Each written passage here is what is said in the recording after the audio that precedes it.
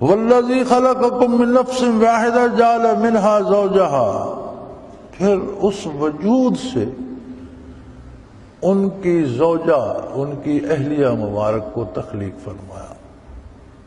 تو قادر ہے، اس نے مرد کے وجود سے خاتون تخلیق فرمائی،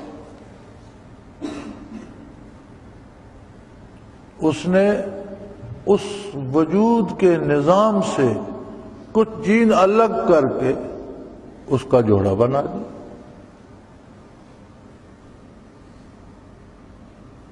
یہ کیوں بنایا؟ لِيَسْكُنَ إِلَيْهَا، اس نے جوڑا بنا دیا کہ مرد اس سے سکون حاصل کرے، راحت حاصل کرے۔ یہ آج کل کے جوڑوں کو سوچنا چاہیے۔ مرد ملتے ہیں تو جی دعا کر دیں، بیوی بڑی بد زبان ہے، بیوی ملتی ہے تو کوئی جی تعویذ دے دیں، میاں کہنا نہیں مانتا، میاں بڑا تنگ کرتا ہے، مارتا ہے۔ کمال ہے، کیسے لوگ آ گئے۔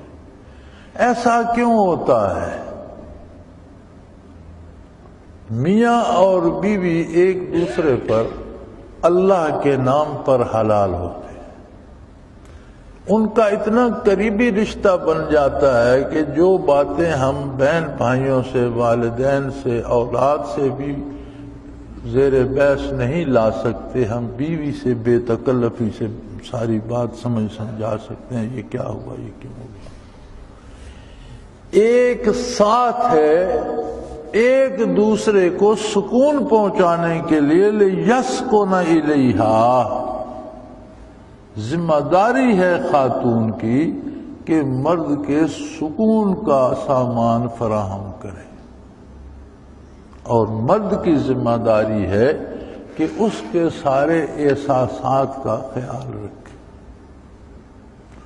اگر ایک بستر ہمیں آرام پہنچاتا ہے تو کیا ہماری ذمہ داری نہیں ہے کہ اسے صاف رکھیں، سنبھال کے رکھیں، ٹوٹنے سے بچائیں؟ یا اسے آگ لگا دیں تو پھر کہاں سے آرام ملے گا؟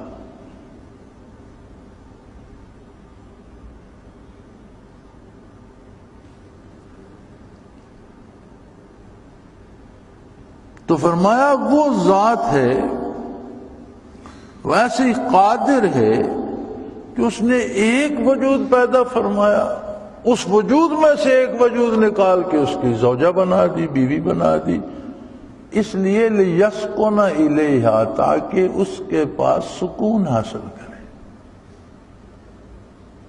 پریشانیاں، دکھ اس کے پاس جائے تو بھول جائے،